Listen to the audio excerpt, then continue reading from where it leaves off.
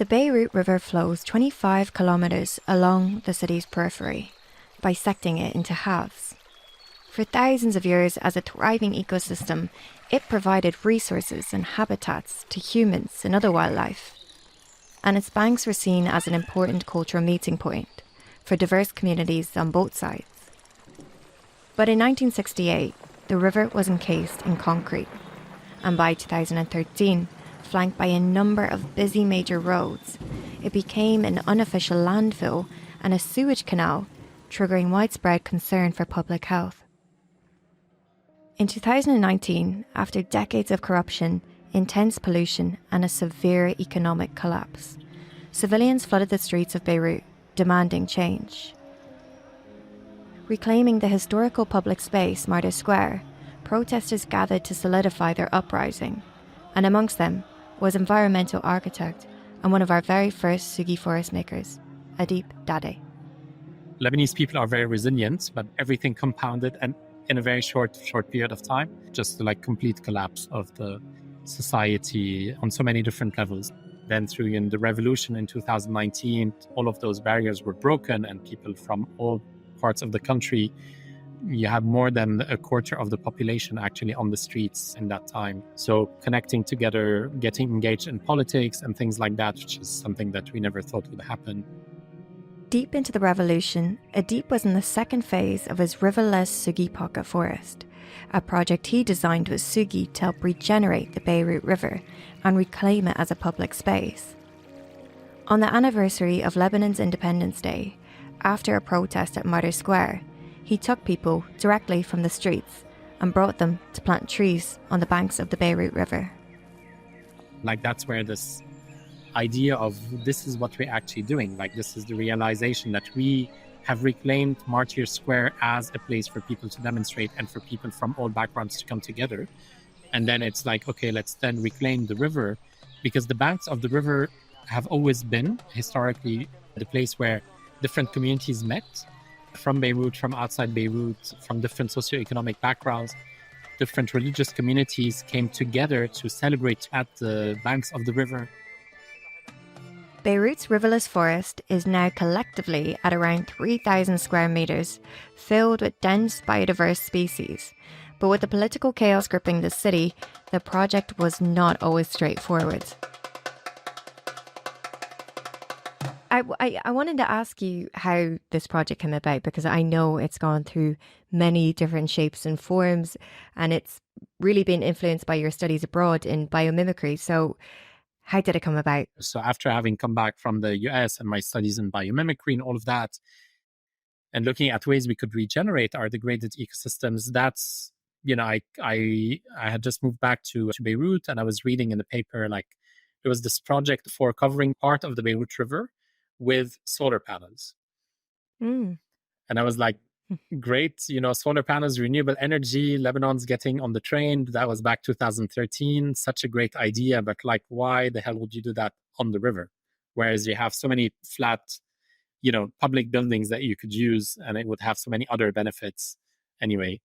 So we submitted a booklet detailing, what a sustainable city would look like. And it's not just about having renewable energy, but you needed to take into account the communities that are impacted by the river and by those panels you're installing, the public space, the green spaces, the biodiversity, and all of these things, how, even, soft transportation methods and all of that, which are required to make a sustainable city. And it's not just by tackling one aspect.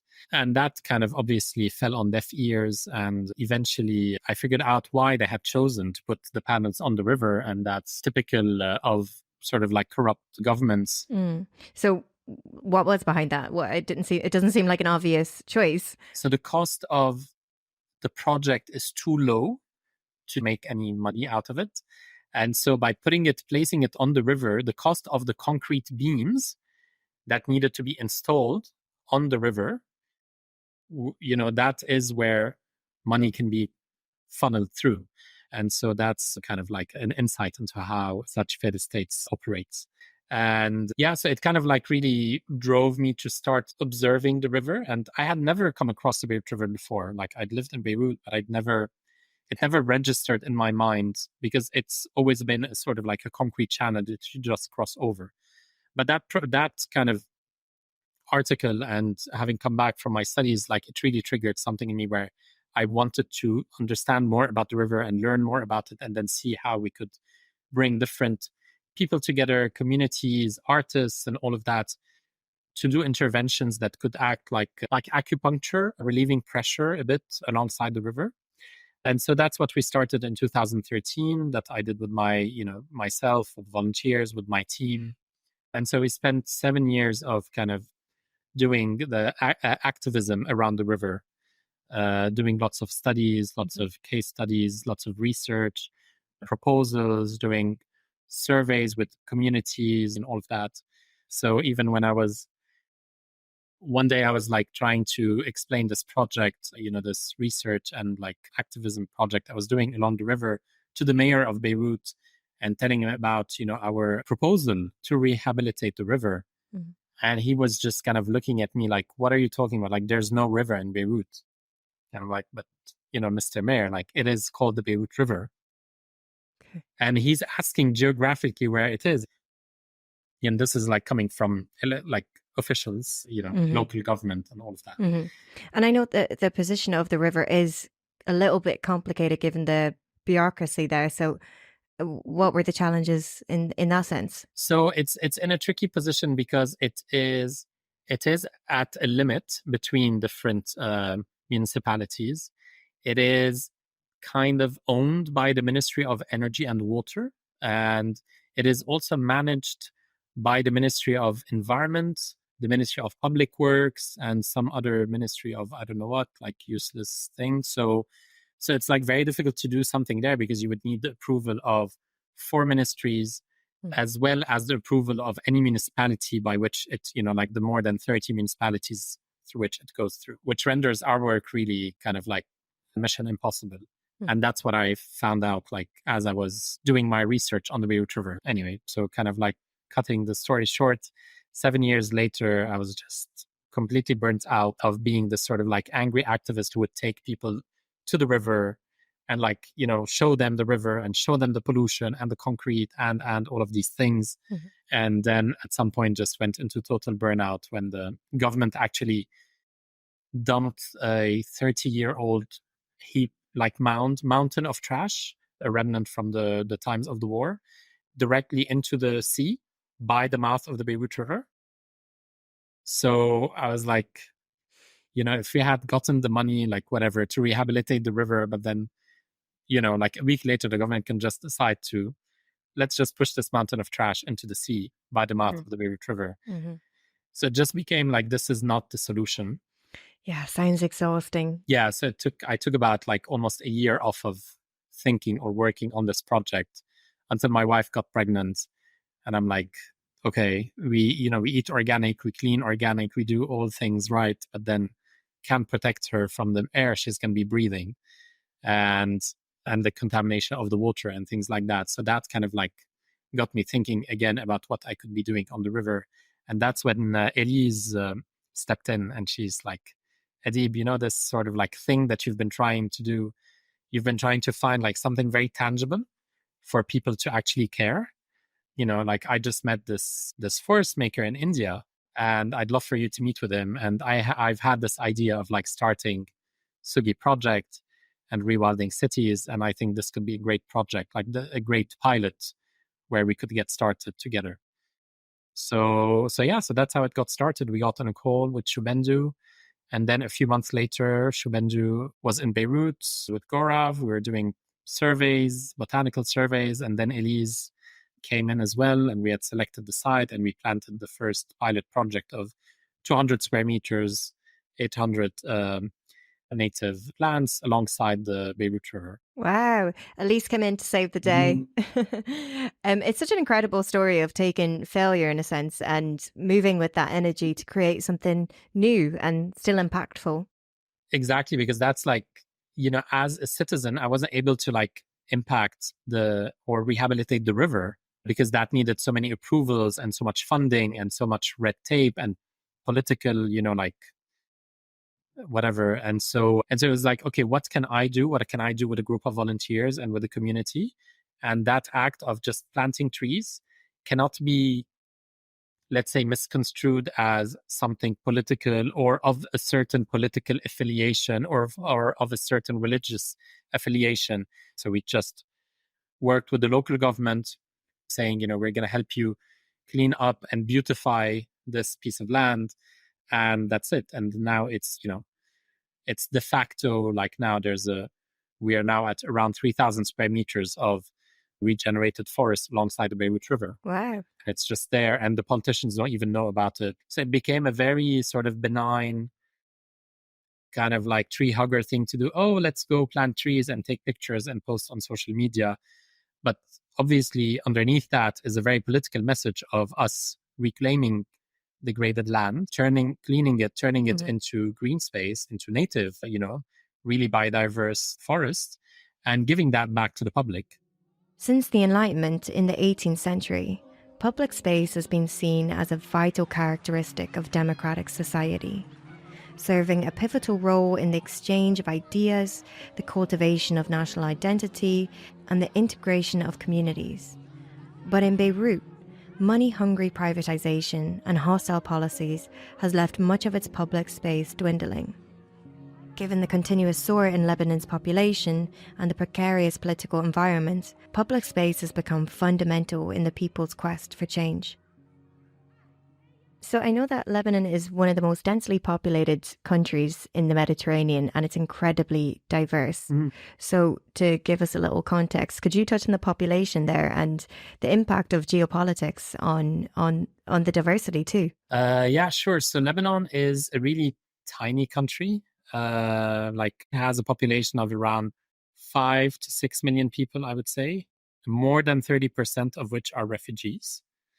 And that we're talking, like decades ago, not just like now, but from the Armenian refugees escaping genocide in 1915 to Palestinian refugees from 1948 and afterwards, to Syrian refugees as well, escaping the war. So we have the highest rate of refugees per capita in the whole world.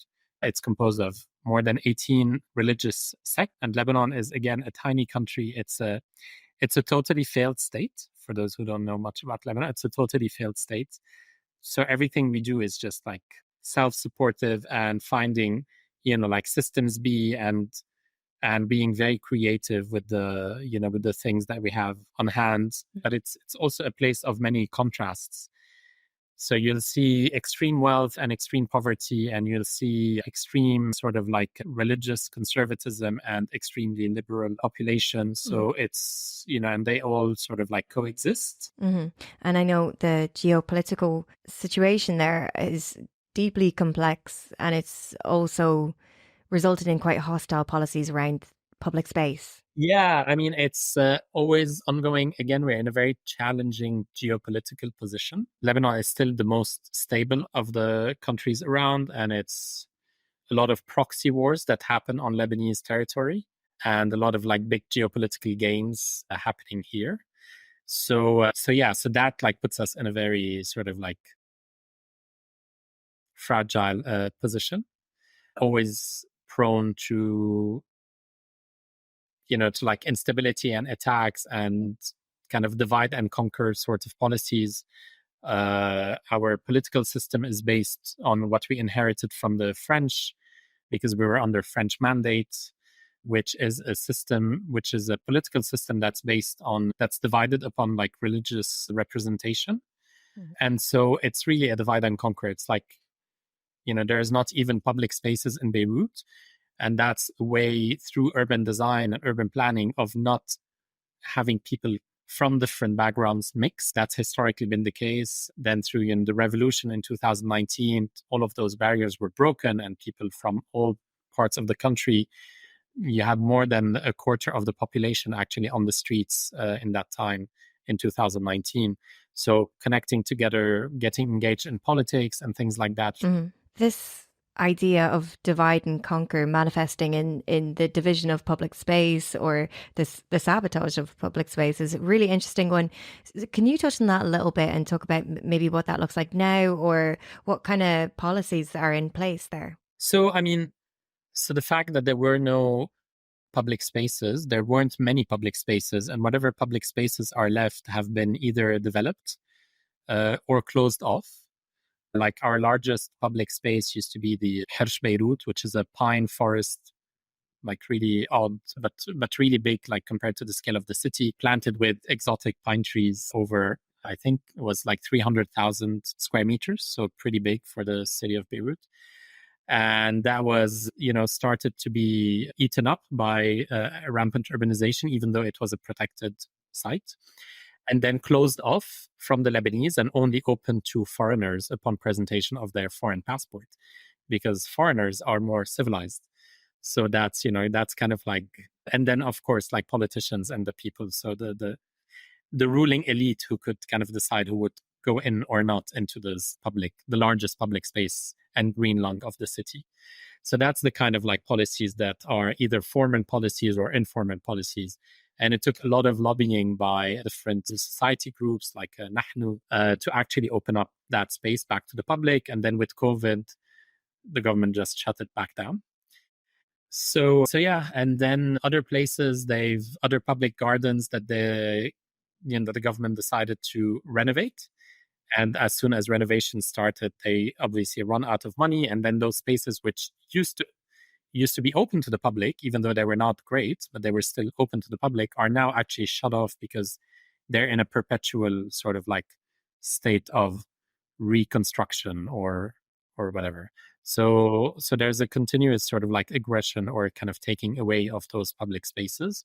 Other cases, like in downtown Beirut, the main square, like Martyrs Square, was the main meeting point for a lot of Lebanese. And this was completely surrounded by roads, really wide roads, to render it like almost impossible to access. And the central part of it, instead of being a public space, became a parking lot for government facilities.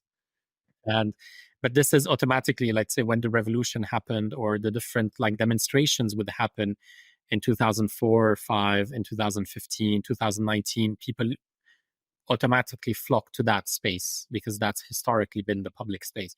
So taking over the streets, taking over that. So yeah, so that's pretty interesting. Like however much they try to take that away, people still come back to that space specifically.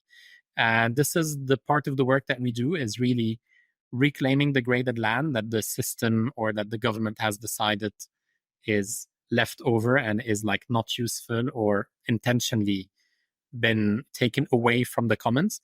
And what we do is that we sort of like reclaim that with the help of the community, cleaning it up and then planting it and turning them into Miyawaki forests that are open to the public. And this kind of radical reclamation of public space, I know it's a huge part of your work, but it's also a direct response to many of the crises, the interlinked crisis in Lebanon. Do you want to touch on those a little bit? The economic crisis has been extremely crippling, where our currency has lost more than 90% of its value. Then the banking sector completely collapsed because it was built as a huge Ponzi scheme. So the poverty rate jumped from, I think, under 20% to more than 80% in the matter of a few months. Wow. And then, of course, the blast of the Beirut blast of 4th of August 2020. Mm-hmm. It's like the fourth largest non-nuclear explosion in the world. So yeah, that was pretty devastating. And physically, mentally, like a lot of people, Lebanese people are very resilient, but that was sort of like the single most kind of shocking and like horrifying thing that you could imagine to happen. So yeah. And now with the ongoing war on Gaza, on the Palestinian territories, which are spilling into Lebanon, like starting, since October. So we have more than 80,000 people displaced from the south of Lebanon. And obviously because of the dropping of phosphorus bombs on southern Lebanon, by the Israeli military. So not only, displacing people, but rendering their lands, which are agricultural lands and really pristine, beautiful ecosystems, completely dead for decades and decades because of the pollution from the white phosphorus. And then in Beirut specifically, the pollution back in June 2020, so that was before the peak of the crisis, that was before the blast. Greenpeace had released a report where placing Lebanon at the top of the list in terms of the premature death related to pollution from the burning of fossil fuels. So ahead of all the other countries in the Middle East, North Africa region, which was pretty shocking because we're so tiny and because we don't really have any industry. Mm-hmm. So the pollution is mostly from the burning of heavy fuel for energy and the lack of public transportation, which means people rely on private cars, and also a very degraded energy infrastructure, which means people rely on private generators that are, again, not regulated. So typically you'd be in your, house surrounded by maybe 3-4 generators in the neighborhood that are spewing just sort of like toxic. And now we have an increase in the rates of cancer in Lebanon. That's horrendous. That is very shocking to hear that. And I guess it also makes your work a little bit more imperative, given planting these forests are incredible for combating pollution in areas. So even more important. So you also planted one of the forests on Independence Day, and I think it's quite significant because it was also during the revolution. So there was a number of crises that were coming to a head. But it's also significant because of the history of the river. So do you want to talk a little bit about that? Yes, it is. It was the second phase. So the first phase, so the first pilot project of the Adib Dada and SUGi was in May 2019. That was just before the revolution, a few months before the collapse and the revolution. And so the second phase of it was planted on Independence Day when we were deep in the revolution. So we literally garnered people from, who were demonstrating in the street and all of that, and made this as an event for people to come and plant on Independence Day, reclaiming again, that's where this idea of this is what we're actually doing. This is the realization that we have reclaimed Martyrs Square as a place for people to demonstrate and for people from all backgrounds to come together. And then it's okay, let's then reclaim the river, because the banks of the river have always been historically the place where different communities met from Beirut, from outside Beirut, from different socioeconomic backgrounds.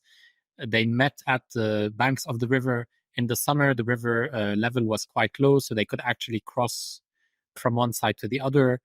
Different religious communities came together to celebrate together their religious, feasts. Like the Armenians had the Vardavar, the Feast of Water, so we had all of these things where different communities came together to celebrate and meet and exchange.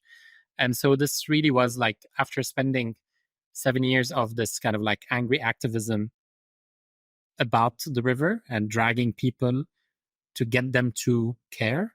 And then it was you know what, let's just invite people to come and plant trees and have them smell some sewage and see some concrete walls and discover the river and ask questions about it. And that's what's happening. So instead of us directly attacking the topic of the river, we're oh, just come plant trees. But the whole purpose of the, Beirut River Forest is to get people back to this sort of to this sort of unloved part of town, which was an informal landfill that we cleaned up, So it's kind of doing that, finding the sort of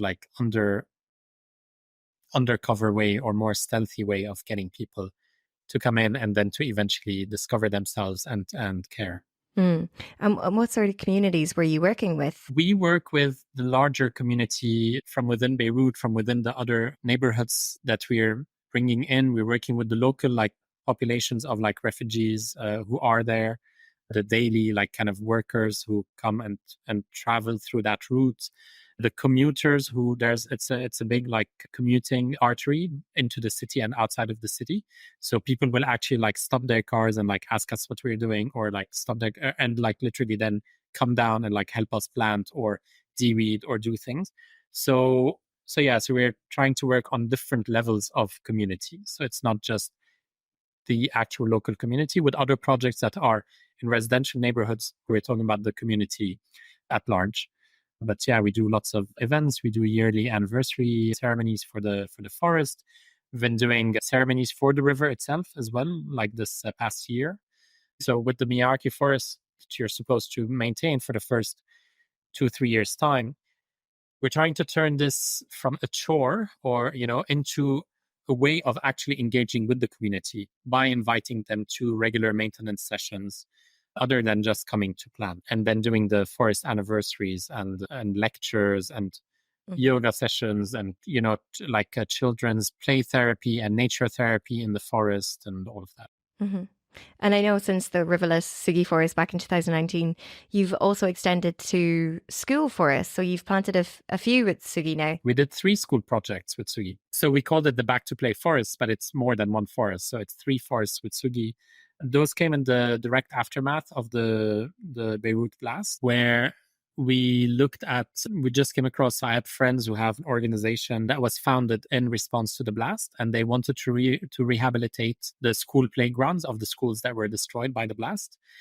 And I suggested to them that whenever it was possible, spatially and all of that we integrate even like the tiniest forest into their design, and to do this planting with the students to start creating new memories and new attachments and kind of like a place of hope for the students within their schools. And most school playgrounds are concreted over, and so it was really a beautiful work of depaving the concrete from the playgrounds, and then working with the students, doing like little trainings with them beforehand, and having them come in and like do the planting themselves and then watch them grow.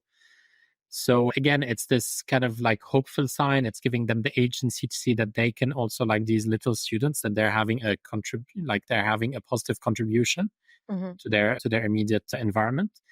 And so the smallest we've done is around 10 square meters. And then we've done one which was in the parking lot of the school, where we convinced the school to take away one parking space and turn that into a forest. And that became our fastest growing forest. In 10 months, we were at around 3.5 meters high, for the tallest tree. And that's our kind of most successful example, because the school has a really, like a dedicated person who's taking care of the forest, calling us. He's like, oh, I saw some insects on this plant, shall I use this pesticide? We're like, no, don't. Like, just trust us, trust the process, trust nature, it will all work out. And so after a lot of kind of like discussion with him, where at some point we thought he was just gonna completely spray the whole forest, and he's like finally decided to wait and then see it blossom into a full-fledged tiny forest. Oh, so lovely. So I guess a lot of this is about cultivating hope in young people, which is so important. Yeah, no, I mean, like, as my friends put it, it's like planting liberation. So lovely. So, your background was in environmental architecture, and over the years, your trajectory has seen you become a bona fide forest maker. So, and I know a lot of your work is specializing in biomimicry.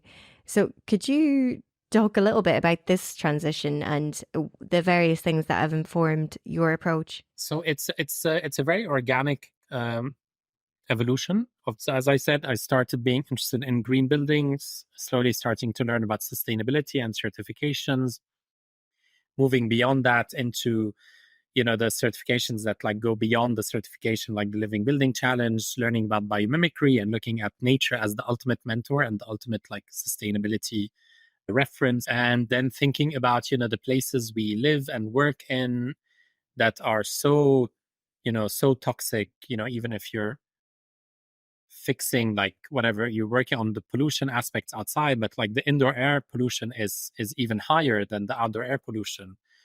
So, we're using all of these materials. And from my family background in terms of working with interior design, all of these materials, which are so toxic, which have such a big carbon footprint, which are releasing harmful gases into our indoor environment. So, starting to work on that and doing interior design projects that were using safe, local, non-toxic materials, to eventually thinking, but we're also still eating like really badly and really, produce that is filled with toxic chemicals. So then starting to go into urban farming, urban organic, like organic urban farming and permaculture.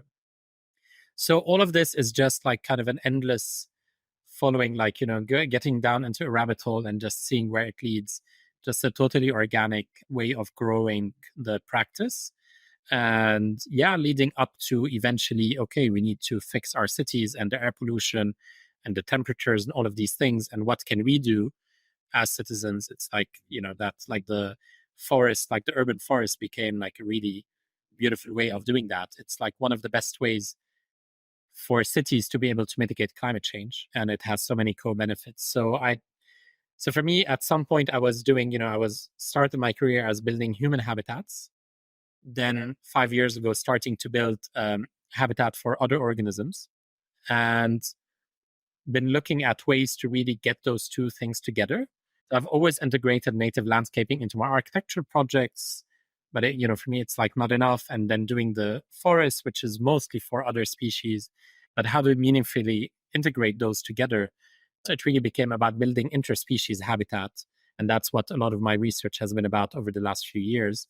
And it eventually culminated in the latest project we did in Dubai, which we launched in December last year in 2023, which is a pavilion for COP28, which took place in Dubai. And, we had this opportunity. We're approached by the Jamil Arts Center there to do something for them in response to COP.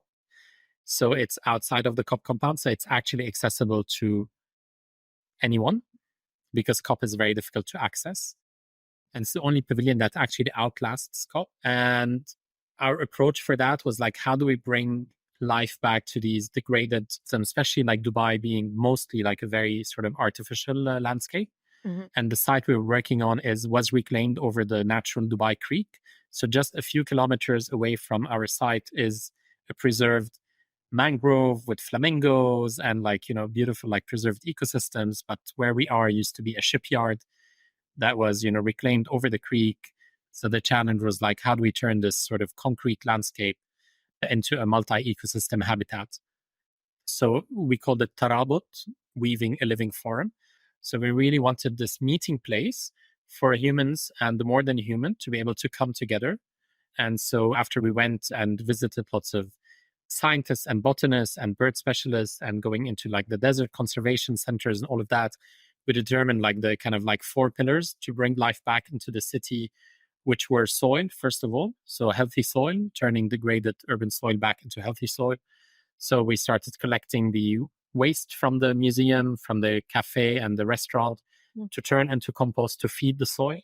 So that was the first step. So cycling waste through soil and working with local materials coming from diverting waste from landfills. So we worked with 4 materials coming from the date palm industry. So the date palm industry is one of the largest industries in the UAE and the region.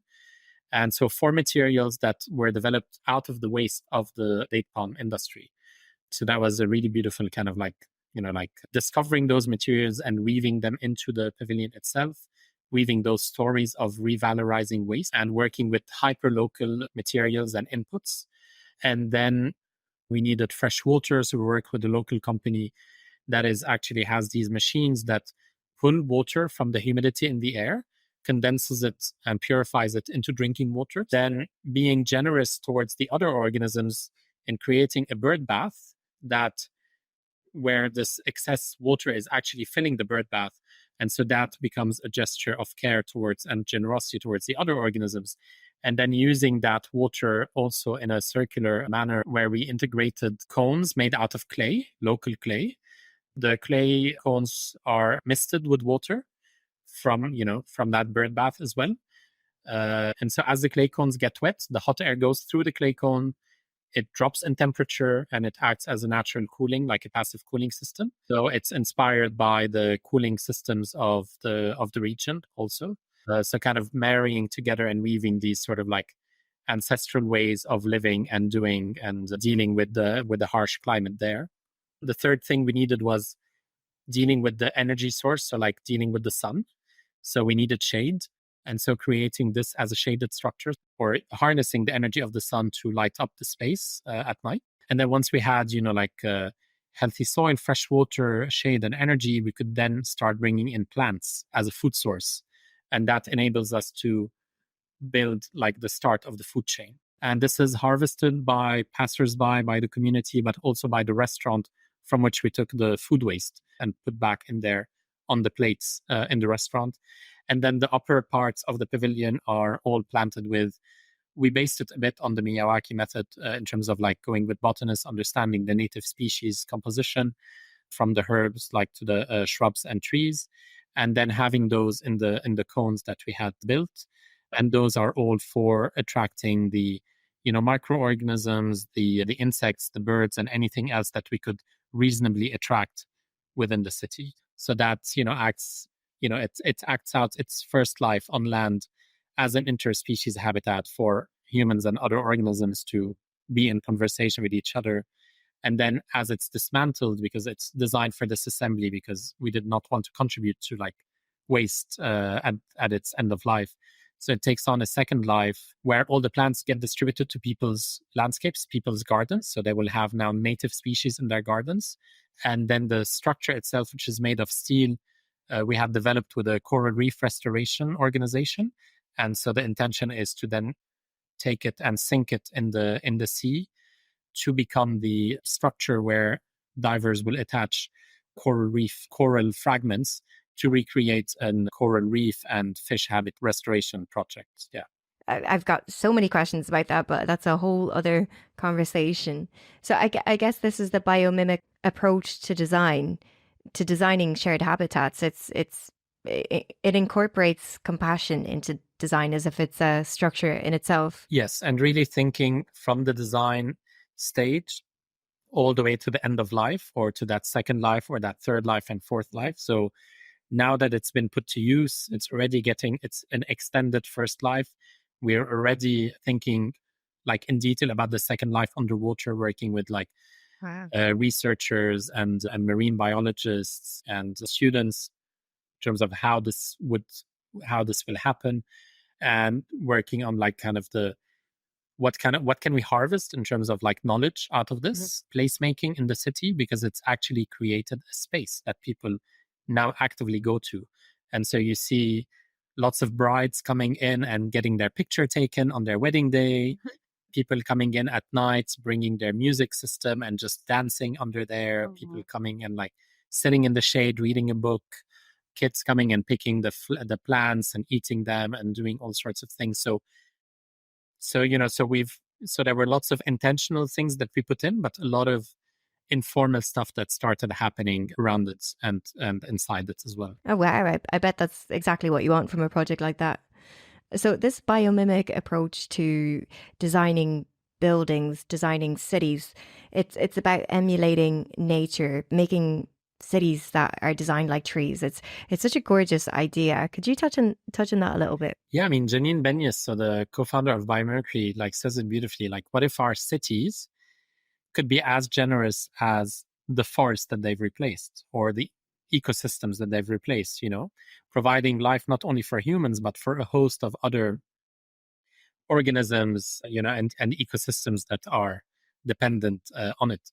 And so what if you were to replace the KPIs of a city by, like, what was this forest or what was this ecosystem providing? What was the carrying capacity of that ecosystem? How many organisms was it able to support to live and thrive there? How much water was it able to cycle and circulate and recharge into aquifers? How much food was it able to produce, and all of that? And then base your city or your development on that. So like a very, again, hyper localized approach to understanding place, which has so many like kind of beautiful connections to local culture, reclaiming, our indigeneity, reclaiming our ancestral knowledge. Yeah. And I feel like within your work, you have to face a lot of challenges. But for you, what is the main barrier to to your work? So I think the main challenge is getting the approvals for getting the plots of land that we can actually regenerate because of the state of, I mean, again, Lebanon is a country of contrasts. I would not have been able to do what I did if I was in a functioning country, because I would not have been able to sort of reclaim these areas without the proper approvals and authorizations and all of that. So where there's a failure in the system is not providing us with the things we need, we're able to kind of circumvent that because there is no proper system in place. So we use that to our advantage. But at the same time, sometimes it's like, the first place where we wanted to actually plant alongside the Beirut River, the pilot project was supposed to happen in another municipality. But then it took 3 months to be able to get a meeting with the mayor. And then it was kind of very bluntly like, what's in it for me? Like, how much am I getting out of that funding that you're getting to plant a forest? So then we had to move and to find another location where, so having the right mindset from the local government, because we've decided we will only be working with local government or private entities such as, more or less private entities like schools, public schools or private schools and all of that, because a lot of our work happens in schools. So this is it. So it's like really getting those approvals and having this sort of mindset change from the local authorities to allow us to do the work that we do. Then it's scaling. It's like logistics on the ground because of all the, so we have our agreements with the municipality that, we're getting the funds, we're doing the work, we're doing the maintenance. The only thing we require is for them to do the watering. But then with the ongoing crises, there's always a problem. There's no electricity, there's no pump, there's no fuel to run the trucks or whatever. And so we end up having to pick up the slack or having to see our forest die or get severely compromised.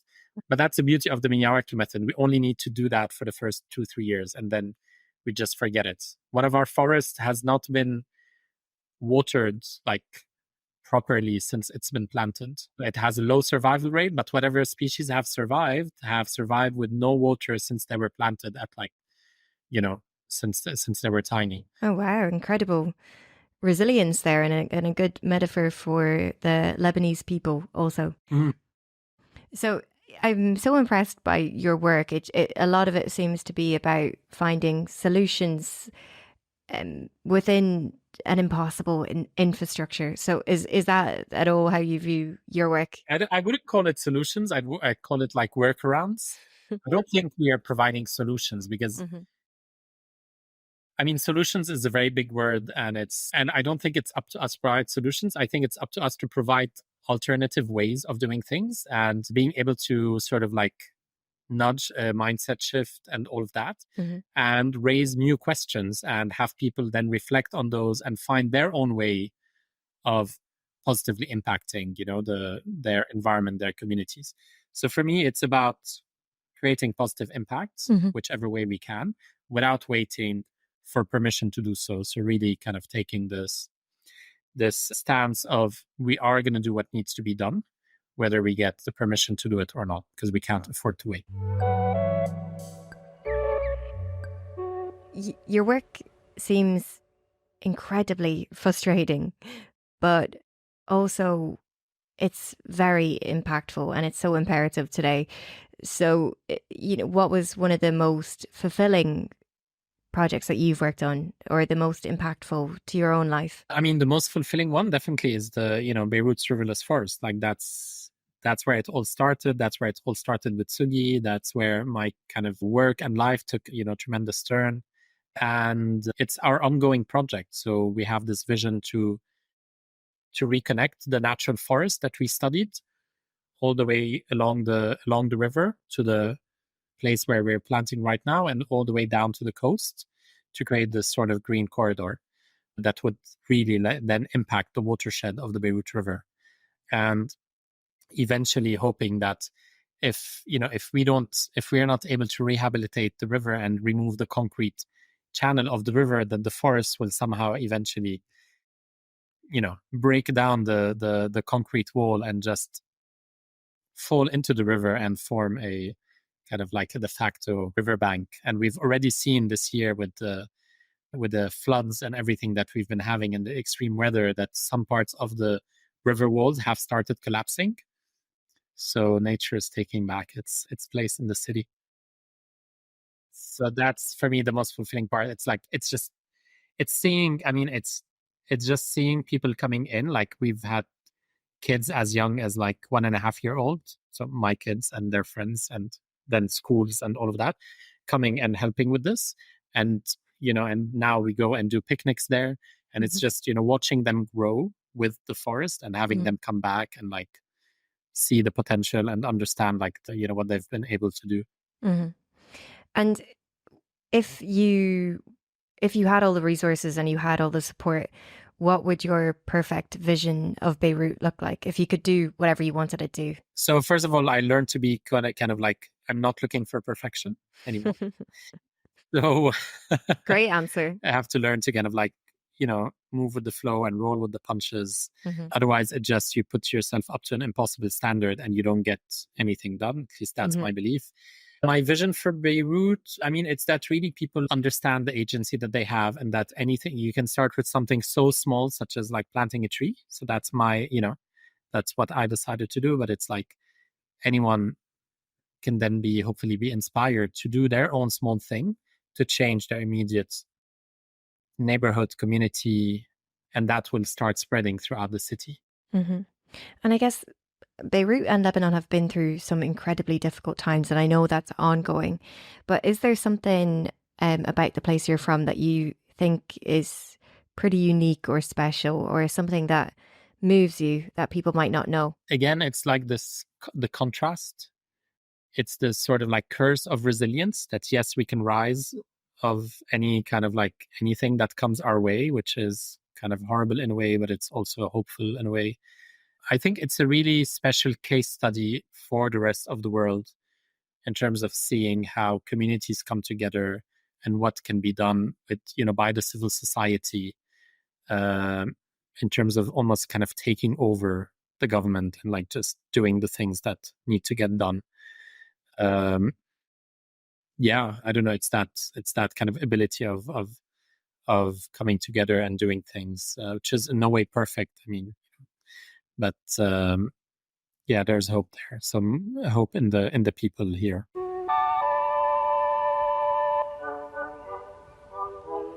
So for our last question, our SUGi special, what is one thing nature has taught you? Trust in life.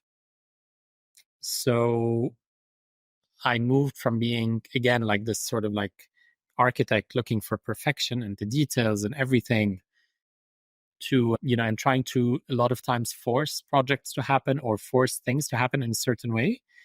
And what nature has taught me is to like actually let go and trust that whatever energy you're putting in, whatever flow, wherever direction you're heading, that life will put the right people and the right projects and the right things in place or on your path.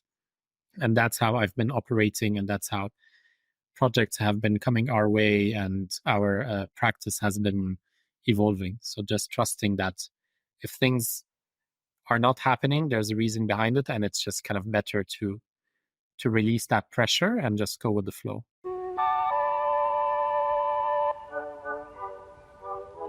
Well, thank you so much, Adib. It was so nice to speak to you.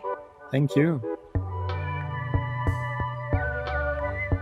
If you like this episode of SUGi Talks, make sure you like and subscribe wherever you get your podcasts to support more.